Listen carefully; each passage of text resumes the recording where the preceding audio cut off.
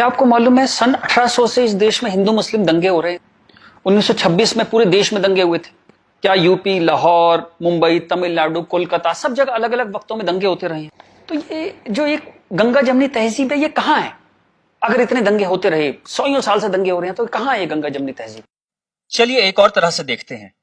आजादी का आंदोलन चला, गांधी जी हमारे लीडर थे, हम सब उन्हें प्यार करते हैं, बहुत आदर करते हैं, कोई इसमें डाउट ही नहीं है। अंबेडकर से गांधी जी का एक बार टकराव हुआ तो गांधी जी ने आमरण अनशन कर दिया अंबेडकर के घर के सामने। ये बात है 1932 की। आखिर में अंबेडकर को झुकना पड़ा, पूना पैक्ट हुआ और अंबेडकर ने एक बात कही जो बहुत प्यारी है, जो मैं गैलीलियो की बात टक्कर की बात मानता हूं, नेवरदलेस इट मूव्स, उस टक्कर की बात मैं मानता हूं।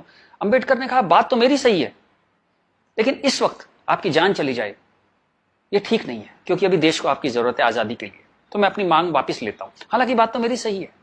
कितनी प्यारी बात थी। उस आमरण अनशन से अंबेडकर को झुकना पड़ा। 1939 कांग्रेस का अधिवेशन तिरुचुरी, सुभाष चंद्र बोस जीत गए थे कांग्रेस अध्यक्ष के लिए, सीतारामैया हार गए थे। लेकिन गांधी जी ने कहा कि नहीं, बोस नहीं बनेंगे वरना मैं छोड़ दूंगा कांग्रेस, ये वो बहुत कुछ टेंट्रम थ्रो किया। तो सुभाष चंद्र बोस ने त्याग पत्र दिया। यहां भी गांधी जी की जिद आगे आई। अंग्रेजों के खिलाफ भी उन्होंने भूख हड़ताल करी तो अंग्रेजों को झुकना पड़ा। तो लोगों के दिल में ये सवाल है, मेरे दिल में सवाल था, जब मैं 7th 8th स्टैंडर्ड में था तो मैंने अपनी टीचर से पूछा था, जब जिन्ना ने कहा कि इस देश का पार्टीशन होगा, बंटवारा होगा, तो गांधी जी ने उसके घर के सामने आमरण अनशन क्यों नहीं किया? इस सवाल का जवाब कौन देगा? मुझे आज तक इस सवाल का जवाब नहीं मिला। खैर उसके बाद जिन्ना अड़ गए तो पार्टीशन हुआ। 47 में पार्टीशन में करीबन 15-20 लाख डेड बॉडीज, जो हिटलर नहीं कर पाया, 15-20 लाख डेड बॉडीज हमने देखी। कुछ करोड़, 1-1.5 करोड़ लोग यहां से उजड़ के वहां गए, वहां से उजड़ के यहां आए। पूरी ह्यूमन हिस्ट्री में इससे ज्यादा डेंजरस, इससे ज्यादा खतरनाक चीज कुछ नहीं हुई। शायद वो रवांडा टूटसी में जो प्रॉब्लम हुई वही इसकी टक्कर की प्रॉब्लम होगी। सैकड़ों सैकड़ों औरतों को नंगा करके सड़क पे चलाया जाता था, उसे पिंड यात्रा कहते थे। इतनी दर्दनाक चीज, बट ये हुआ क्यों? And who failed? किस वजह से इतना बड़ा पार्टीशन हुआ? सिर्फ एक वजह से कि मुस्लिम्स ने कहा हम आपके साथ नहीं रहेंगे। और आप बकवास आज भी करे जा रहे हो गंगा जमनी तहजीब की, कौमी यकजहती की। 20 लाख लाशें गिर गई, आप अभी भी सच का सामना नहीं करोगे? उसके बाद जो पार्टीशन से लोग आए, यहां बहुत सारे शहरों में रहे और अगले 20, 25, 30 साल बड़ी गरीबी में रहे। ना उनके पास पैसे थे, ना कैंप बोल दिया जाता था, वहां कैंप में रहते थे। बहुत तकलीफों से उन्होंने 20-30 साल बिताए। अब तो वो लोग नहीं है, गुजर गए, लेकिन उनकी वो दर्द की, वो जो रोंगटे खड़े कर देने वाली उनकी कहानियां थी, वो कहानियां जिंदा है। वो लोग जिंदा नहीं है, पर वो कहानियां जिंदा है। और याद रखिएगा, कहानियां अपने हीरो से, अपने कैरेक्टर से ज्यादा उम्र रखती हैं। जीसस चले गए, कहानियां हैं। राम चले गए, कृष्ण चले गए, उनकी कहानियां चलती हैं हजारों सालों से। तो वो लोग चले गए, पर वो कहानियां इस देश के सबकॉन्शियस में चली गई हैं। कलेक्टिव सबकॉन्शियस में वो कहानियां हैं। इसलिए जो आप हेट्रेड देखते हैं हिंदू मुस्लिम की, वो बड़ी एब्स्ट्रैक्ट सी हेट्रेड है। उसकी कोई शेप नहीं है, आप मालूम भी नहीं पड़ता किस वजह से या किस चीज के लिए, पर वो है। फिर आजादी हो गई, सरकार बन गई, कॉन्स्टिट्यूशन आ गया। उसके बाद फिर अजीब अजीब सी चीजें होने लगी इस देश में। शरिया की बातें होने लगी। 4 शादियां कर सकते हैं, हां कर सकते हैं। शाहबानो आती थी तो पूरा पार्लियामेंट उल्टा लटक जाता था सुप्रीम कोर्ट को दबाने के लिए। ये कुछ अजीब अजीब सी चीजें होने लगी इस देश में। तो कभी ये क्यों नहीं कहा गया कि हाँ, हम शरिया पूरी तरह लागू करेंगे, हिंदू चोर जेल में जाएगा, मुसलमान चोर के हाथ काट दिए जाएंगे, क्योंकि शरिया में ऐसा कहा गया है। ये कभी कहा ही नहीं गया किसी प्लेटफॉर्म पर, लोगों के दिल में था। अब इस सवाल को दबाया कैसे गया? कांग्रेस के हाथ में ताकत आई। अब उसे इस बात से बचना था कि पार्टीशन हमारी वजह से हुआ, हम लोग फेल हो गए। तो उन्होंने सारे टेक्स्ट बुक अपने हिसाब से लेके, सारे यूनिवर्सिटीज के वाइस चांसलर्स और ये एनसीईआरटी, सीबीएसई, सबके हेड्स उन्होंने अपने आदमी भर्ती करने शुरू किए। उन्हीं लोगों को पद्मश्री देना शुरू किया, उन्हीं लोगों को तमाम मनसब और तमाम तरह की, वही चीफ गेस्ट बनते थे जलसों में। सारी टेक्स्ट बुक वैसी छपने लगी, जहां बस यही बताया जाता था कि दे दी हमें आजादी, बिना खड़क बिना ढाल। और वो जवाहरलाल नेहरू यहाँ फूल लगाते थे और उस बच्चे उन्हें चाचा नेहरू कहते थे। लाइसेंस राज था, सारा प्रेस उन्होंने कंट्रोल किया। और खुद वो बड़े मजे से रोजा इफ्तार की पार्टियों में जाते थे। वो पार्टियां जहां ये बताया जाता था कि कोई मिसट्रस्ट नहीं है इन दोनों कौमों के बीच में, बढ़िया दावतें खा रहे थे, रोजा इफ्तार कर रहे थे। कांग्रेस बिकेम अ मछली मार पार्टी। उन्होंने मुस्लिम वोटों की फिशिंग स्टार्ट कर दी। यहां से फिशिंग स्टार्ट हुई। और अगेन वही बात, कैरेट, एक बार जब बात समझ में आ गई तो फिर जितने नए नए लीडर आने लगे, लालू, मुलायम and so on, Mamata Banerjee, सब वही फिशिंग में लग गए। मैं एक बड़ा इंटरेस्टिंग एक अपना परसेप्शन देना चाहता हूं आपको। ब्रिटिशर्स जो 47 में इंडिया छोड़ के चले गए, मान लीजिए आजादी के बाद वो यहीं रह जाते, मान लीजिए जैसे साउथ अफ्रीका में हुआ, वहां से जब अंग्रेज छोड़ के गए तो सारे अंग्रेज छोड़ के नहीं गए, बहुत सारे अंग्रेज वहीं रह गए अफ्रीका में। आप उनकी क्रिकेट टीम देखते हैं ना, सारे उनके ग्रीम स्मिथ और पोलक और सब उनके एबीडी, सारे उनके प्लेयर्स जो हैं, जो नेशनल हीरोज हैं, वो वाइट हैं। एक दो रबाडा वगैरह, रबाडा और वो सब खेल लेते हैं, बट मोस्टली वाइट्स खेलते हैं। अंग्रेज वहां से छोड़ के नहीं गए, वहीं रह गए। खैर नेल्सन मंडेला ने उनको इतना खूबसूरती से हैंडल किया कि उस देश में भी वरना पार्टीशन होता और ऐसा ही खून बहता, पर वो इतने ही स्मार्टली उन्होंने हैंडल किया। वो एक अलग कहानी है, पढ़िएगा उसके बारे में। इस दुनिया की सबसे इंस्पायरिंग कहानियों में से है जो मंडेला ने किया। Great great guy. खैर, अगर यहां ऐसा होता कि ब्रिटिशर्स यहां रह जाते, तो मैं आपको एक मेरा ये एक आकलन है, तो 20-30 साल बाद एक पॉलिटिकल पार्टी पैदा होती जो उनके वोट की फिशिंग करती, और हमें ये समझाया जाता कि हिंदुस्तानी और ब्रिटिशर्स में कभी कोई झंझट था ही नहीं। They were friends, they were happy. हम मिलके होली, दिवाली, ईद मनाया करते थे। और ये जनरल डायर, ये तो आप झूठी बातें हैं, जलियांवाला बाग में गोली चला दी जनरल डायर ने, ये सब एग्जेजरेशन है, राइट विंगर्स ने पैदा किया है। अगर अंग्रेजों के भी वोट यहां पे होते तो ये झूठ चलता रहा और Hindus got sick of it. पर कहने का कोई रास्ता नहीं था, कोई आउटलेट नहीं था इस बात को कहने का, कोई ऐसा चेहरा नहीं था वो जिसके साथ वो बात कहते कि वो एम्पैथी से हमारी बात सुनेगा। अब यहां मैं थोड़ी सी डिटूर लेना चाहता हूं। कांग्रेस ने इस देश की बहुत सेवा की है। अगर इतनी मॉडर्न आउटलुक के नेहरू जी ना होते तो देश यहां तक ना पहुंचता। उतनी भयंकर गरीबी में जब दंगे भी थे, वॉर भी थे, नेहरू जी ने इसरो के बारे में सोचा, एटॉमिक पावर के बारे में सोचा, आईआईटीज के बारे में सोचा। Great guy. जो उनकी अच्छाइयां वो अच्छाइयां हैं, बट इसी के साथ जो गलतियां भी उन्होंने बहुत बड़ी करी। एक इतनी बड़ी चीज को, एलिफेंट इन द रूम जिसको बोलते हैं, डायनासोर आपके सामने खड़ा था, आप उसे एड्रेस, उसका सॉल्यूशन नहीं निकाल पाए। कम से कम हाँ तो कहते डायनासोर खड़ा है। और झूठ ऐसे ऐसे चलाए, जैसे कश्मीर के बारे में झूठ चलाया। 370 का तो कुछ हो नहीं सकता भाई। महाराजा हरि सिंह ने यही शर्त पे विलय किया था कश्मीर का, क्योंकि 370 उन्होंने तब किया, तो कुछ हो ही नहीं सकता इसका। अब पता लगा ये झूठ है, महाराजा हरि सिंह ने ऐसा कुछ साइन ही नहीं किया था।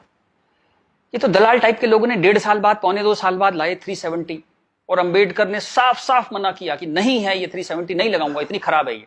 फिर भी लगा दिया आपने, जबरदस्ती ठोक दिया आपने। अब मैं अपनी बात पे वापस आता हूं कि नरेंद्र मोदी कोई आदमी है ही नहीं, ये वो खूंटी है जिस पे इस पूरे देश ने अपना ये जो बरसों का गुस्सा है, 50 साल का नहीं, 150-200 सालों का गुस्सा टांगना शुरू कर दिया उस खूंटी पे। डिस्कशंस स्टार्टेड हैपनिंग, गुस्से को एक जगह मिली, एंगर फाउंड अ वेंट। चलिए एक और बात करते हैं। मेरा मानना है कि हम लोग एक एहसान फरामोश कौम है। जी बिल्कुल ठीक सुना आपने, हम एहसान फरामोश लोग हैं। गुरु अर्जुन देव, गुरु तेग बहादुर, बंदा बहादुर, भाई मती दास, हकीकत राय, गुरु गोविंद सिंह, आपने नाम सुने, सिख गुरुज, उनके साथी।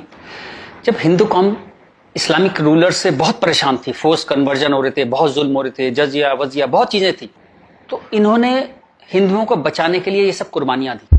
किस गुरु को जिंदा जला दिया गया, किसको गर्म तवे पे भून दिया, बात समझ रहे हैं आप, जैसे सब्जी बनाते हैं आप, गर्म तवे पे जिंदा भून दिया, किसको आरे में से बीच में से काट दिया, किसको रुई से बांध के जला दिया, किसके बच्चों को दीवार में चिनवा दिया, किसके बच्चों के दिल निकाल के बाप के मुंह में ठूस दिए। ये सब कहानियां हमने पढ़ी। इनकी कविताएं हम स्टेज पे गाया करते थे जब हम छोटे थे। हकीकत हूं, हकीकत को हकीकत जब बताऊंगा, हूं एक लाखों को हकीकत मैं बनाऊंगा। इस सारे जुल्म को सहकर हिंदुओं में से एक वॉरियर कौम पैदा हुई, खालसा। पर आजादी के बाद टेक्स्ट बुक, कांग्रेसियां टेक्स्ट बुक थी सारी, इरफान हबीब, रोमिला थापर, इन सब ने हमें हिस्ट्री पढ़ानी शुरू करी, और ये कहा गया कि भाई हम बड़े सेकुलर हैं, सेकुलर रहो और प्रोग्रेसिव बातें करो। अगर आपने ये सब बातें करी तो बड़े आप कम्युनल कहलाओगे। तो हम बड़े कंफ्यूज से हो गए कि क्या करें। तो कुछ समझ नहीं आया तो हमने सिखों पे जोक बनाने शुरू कर दिए। कल्पना कीजिए, हिंदुओं में से उठी हुई एक कौम जिसने इतने बलिदान दिए, आज हम उसके ऊपर चुटकुले बनाते हैं। बजाय उस कौम को सिर पे बिठाने के हम उस पर चुटकुले बनाने लगे। चलिए, ये वक्त भी देखा इस देश ने। यहां से प्रॉब्लम शुरू हुई। जिन मुस्लिम रूलर्स के हाथों, जिससे पूरे लंबे वक्त में वो जो हमने तकलीफें सही, जैसे ब्रिटिशर्स के हाथों सही ब्रिटिशर्स चले गए, उन मुस्लिम लोगों के हाथों जो हमने इतनी तकलीफें सही, उनको आजादी के बाद हम कुछ एड्रेस ही नहीं कर पाए और कंफ्यूज हो गए कि ये सब जुल्म हुए भी थे या नहीं थे।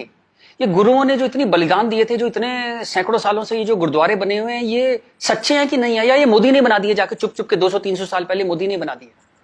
अंदर ही अंदर एक कैंसर है, इस गुस्से का एक कैंसर है जो इस देश को खाए जा रहा था कई सौ साल से। वो कैंसर पार्टीशन में दिखाई दिया, आपके दो हाथ काटने पड़े, एक भारत एक पाकिस्तान बन गया, एक बांग्लादेश बन गया, दो हाथ कट गए आपके अंदर इतना बड़ा कैंसर था। लेकिन आप क्या करते हैं, आप लिपस्टिक लगाते हैं, पाउडर लिपस्टिक लगा के आप कहते हैं भाई everything is well, all is well. चलिए इस प्रॉब्लम को एक और तरह से देखते हैं। तो ये भारत पाकिस्तान बांग्लादेश तीनों को मिला दें तो करीबन 50 करोड़ मुस्लिम लोग हैं यहाँ पे रहते हैं। ये कहां से आए? इतने मुस्लिम तो अरब में भी नहीं है, मिडिल ईस्ट में इतने मुस्लिम नहीं है।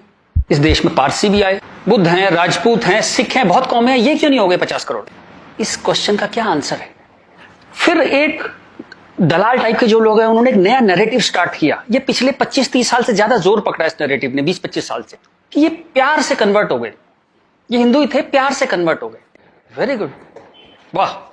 ये कहा गया सूफी संत आते थे, दरवेश फकीर वकीर आते थे, उन लोग प्यार से कन्वर्ट हो गए। मैं आपको एक एग्जांपल देता हूं।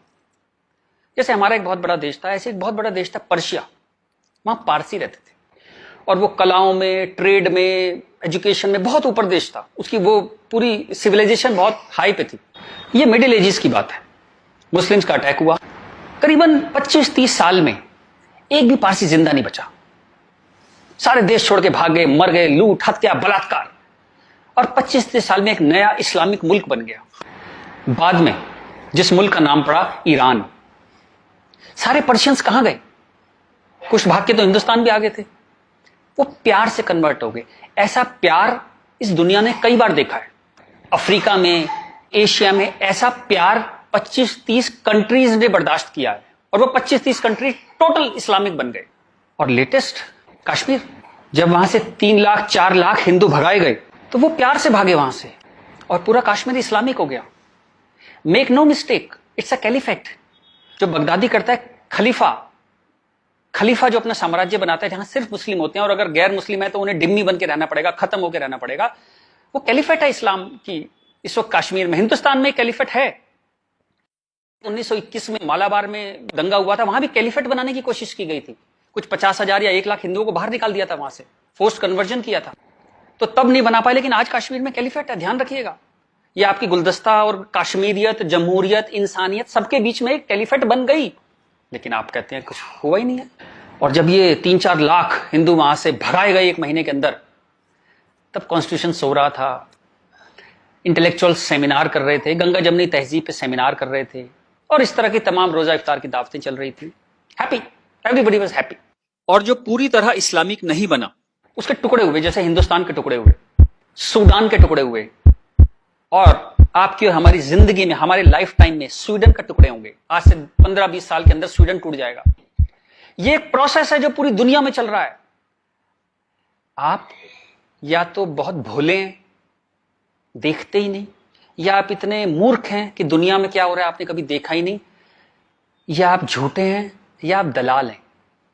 अगर आप इस पूरे प्रोसेस को मना करते हैं कि नहीं नहीं ऐसा कुछ नहीं था, यहां तो बड़ी गंगा जमनी तहजीब थी, आप इन सब में से एक हैं, या हो सकता है सब कुछ हो। चलिए मैं आपके साथ एक एक्सरसाइज करता हूं। आपके एक दादा होंगे, एक दादा परिवार है, दादा, चाचा, ताऊ, बुआ, फूफा, उधर के उनके बच्चे, सब एक पूरी फैमिली ट्री वो है। एक नाना की तरफ से है, तो एक आदमी करीबन ऐसे 10-15 परिवार उसके आसपास होते हैं। इसके बाद आप कॉलेज, आपका कॉलेज, स्कूल कॉलेज, जहां 50-100 स्टूडेंट हैं, जिसमें कुछ दोस्त हैं जो आपके साथ ट्रेवल करते हैं जिंदगी भर। फिर आपका मोहल्ला, आपकी कॉलोनी, वहां भी आप 10-20 परिवारों को जानते हैं। यूं कहें एक आदमी मोटा मोटा 700-800 1000 लोगों की खबर उसको होती है, डायरेक्ट खबर, चाहे मिले ना कि कोई बहुत दूर रहता है, लेकिन हाँ पता लगता है उसकी शादी हो गई, उसके बच्चा हो गया, डेथ हो गई, कुछ बहुत अच्छा हो गया, बहुत बुरा हो गया, खबर आ जाती है कहीं ना कहीं से। अब मैं आपसे एक्सरसाइज करता हूं, पिछले 20, 30, 50 साल में ये इन 1000 लोगों में से कितने लोग मुस्लिम बने, कितने लोग कन्वर्ट हुए? आंसर मिलेगा 0। क्या हुआ? सारे सूफी, दरवेश, फकीर रिटायर हो गए, आईपीएल देखने चले गए, इस्लाम की कशिश खत्म हो गई। दोस्त, जब तक गर्दन पे तलवार ना हो ना, कोई कन्वर्जन नहीं होता, या बहुत सारे पैसे ना हो, कोई कन्वर्जन नहीं होता। उसके बाद पार्लियामेंट पे अटैक हुआ, इस देश की पार्लियामेंट पे अटैक हुआ, और उसमें शामिल अफजल गुरु, उसके सम्मान में, उसके समर्थन में लोग खड़े हैं, हजारों हजारों लोग मुसलमान खड़े हैं, और हमने तब भी कुछ नहीं कहा। इस देश में हाहाकार नहीं हुआ। मुंबई में कुछ साल पहले आजाद मैदान में एक रैली हुई, किस लिए हुई? रोहिंग्याओं के समर्थन में। आपका क्या लेने देना रोहिंग्याओं के समर्थन में? और रैली के आखिर में क्या हुआ? जो शहीदों के लिए स्मारक बना है, फौजियों के लिए, शहीदों के लिए जो स्मारक बना है, उसको जूते मार मार के तोड़ दिया। इतनी नफरत आपके मन में इस देश के लिए, और कोई कुछ कहता ही नहीं, कोई कुछ कह ही नहीं पा रहा था। ये चल रहा था इस देश में। तो ये जो एक हेट है, ये इन दोनों कौमों में रही, और वो एक नफरत जो थी, वो कभी, it never became a past history, distant history, कभी नहीं हुआ। वो रोज रहा। कभी वो अफजल गुरु के रूप में आ गई, कभी वो क्रिकेट मैच के रूप में आ गई, कभी कश्मीर, कभी आजाद मैदान, वो हमेशा कभी ना कभी उसके न्यू एडिशंस आते रहते थे। एक और एक्सरसाइज करते हैं। आप मोटरसाइकिल चलाते हैं, कार चलाते हैं, साइकिल, स्कूटर कुछ चलाते होंगे। जब भी आप सड़क में जाते हैं तो थोड़ा संभल के चलते हैं। लेकिन आपके शहर के जो मुस्लिम एरिया है, जब उसमें आप जाते हैं तो कुछ एक्स्ट्रा संभल के चलते हैं कि नहीं? एक्स्ट्रा संभल के, कि अगर यहां लग गई तो एक्स्ट्रा पिटाई होगी।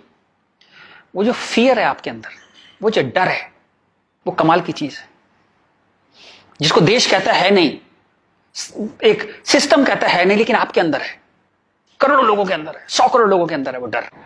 और एक आखिरी एक्सरसाइज, जब भी आपको कोई ज्ञान बांटता हुआ आदमी मिले, सेकुलर मिले, इंटेलेक्चुअल मिले, गंगा जमनी तहजीब वाला आदमी मिले, सब बराबर हैं, सब धर्म है, तो उसको कहिएगा चलिए एक पेज पे लिखते हैं, गीता, बाइबल, कुरान सब एक जैसे हैं, जीसस, राम, कृष्ण, पैगंबर मोहम्मद सब एक जैसे हैं, ना कोई छोटा ना कोई बड़ा, सब प्यारे इंसान है, सब बढ़िया हैं, सब बराबर हैं। एक पेज पे लिख के उसे बोली जरा 2-4 मुस्लिम से साइन करा के ला।